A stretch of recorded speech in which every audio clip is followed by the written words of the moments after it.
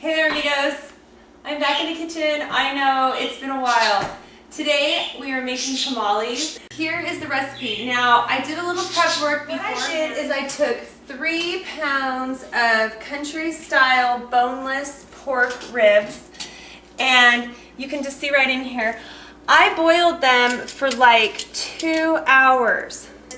All I did is I took an onion, a white onion, a piece of carrot, a poblano chili, 3 cloves of garlic, and I filled my pot with water. I just let it rip for like 2 hours. Now this is ready, so I'm gonna remove the meat and then I'm gonna shred it up. Before I do that, I've taken a pot of water and I've boiled it. I've got my corn husks here, and I'm gonna pour my water on top of them so that they can start to soften, just like that. This water was boiling, so it's pretty hot.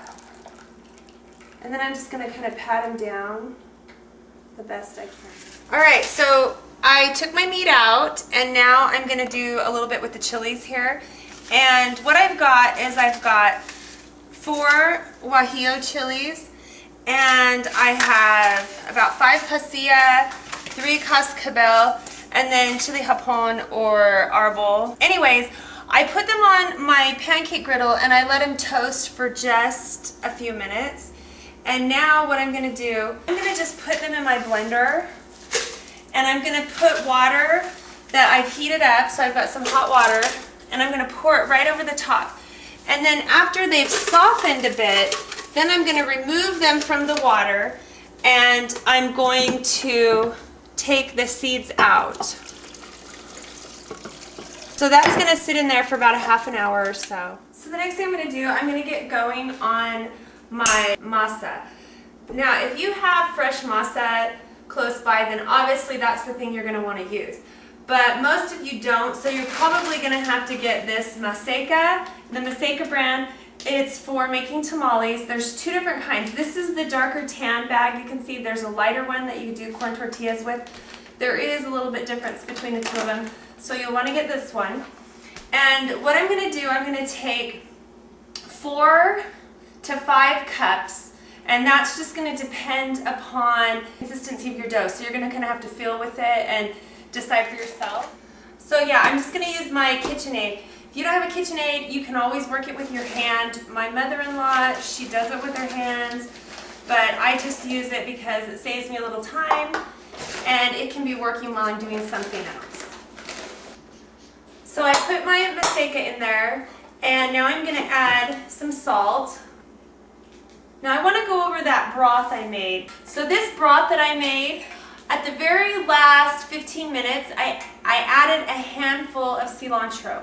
This is the actual juice that the meat was cooking in. I removed the meat, put it over here, and now what we're going to do is we're going to use this broth to make our masa instead of water, because it's going to add more flavor.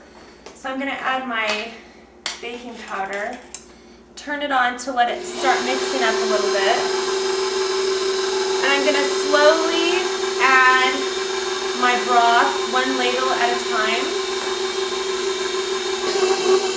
The next thing I'm going to do, now I'm going to add some, now people always ask me this, it's so hilarious, but this is a stick, a cube, whatever you want to call it, and I'm going to add 3 of these to my dough. Now, in the case that you're using manteca or vegetable shortening, those measurements will be exactly the same, and I will put that in the box below so you know exactly how much to use. Okay, so now we're moving on to the next step. I've got my meat here and I'm shredding it up. I've also taken a white onion and I've sliced that white onion up into rings. So I'm just going to shred up my meat, and once my meat is shredded up, we're going to go to the next step. Alright, so I'm taking the seeds out of my chilies like I told you before. I just like to do it when they're already a little bit more softened. It just makes it easier.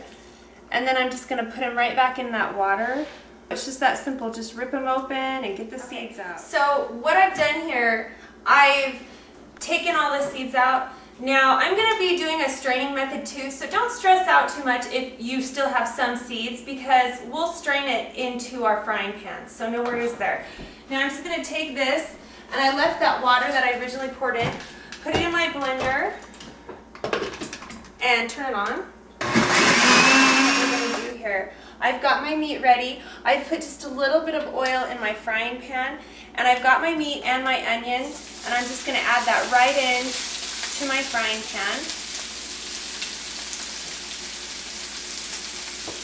I'm just going to let that brown just a little bit, and I'm going to then add my chili sauce that I just made. I'm ready to do my next step. I'm going to use my strainer here, and I'm going to strain my sauce right into my meat.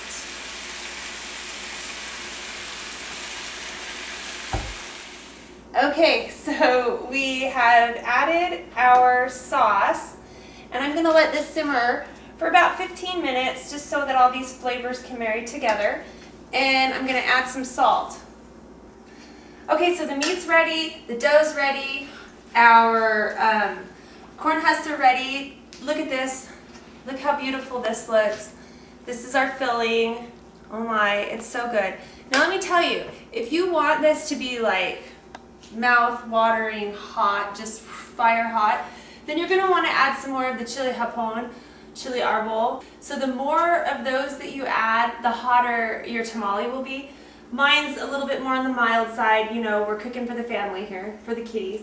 So what you're going to do, you're going to take your tamale wrapper like this, and then I'm going to take some of my dough, and then what I'm going to do, I'm going to take some of my filling, and I'm just going to add that right in there. Get some of that juice. Anyway, so the next thing I'm going to do, I'm going to take my wrap, I'm going to fold it over one way this way, and then I'm going to twist it like that. And then I'm just going to keep doing this until all of my tamales are wrapped, and then I'll show you the next. Alright, so my tamales are ready, and what we're going to do, let me explain this to you. I have a springform pan that, I actually have two. And if you don't have this, you're going to have to come up with your own little invention, because basically I had to come up with my own invention. But I have this screen, you can see underneath, and I bought this screen just like at Walmart. It's like a oil guard, and I bent the handle up on it. Then I put my springform pan on top of it. If you're following me here, then you get the whole idea that the steam's going to come up through the screen, which is perfect. So then over here in my pot, and I put another springform pan in my pot, and then I filled the water up as high as I could. So now I'm going to take this one, and I'm going to set it inside right on top of that springform pan. So it fits in there perfectly. There's room all around the edges so that the steam can go on. I put the lid on, and I'm telling you, this is going to be going for hours. So you need to be patient. It's like a couple hours. We're going to be checking water as we go. So that's one thing you're going to want to make sure you do. Every hour or so you're going to want to look in there, and if you need more water, you're going to have to pour more water in down the side. And so we'll just keep checking back on these, and when they're finished, we'll show you how they look. Okay, these are ready. Now, finally, there's some people home. It was like so quiet today here in the house, but finally Cecily and the kids are all home, so you can hear all the racket in the background. But here, take a peek.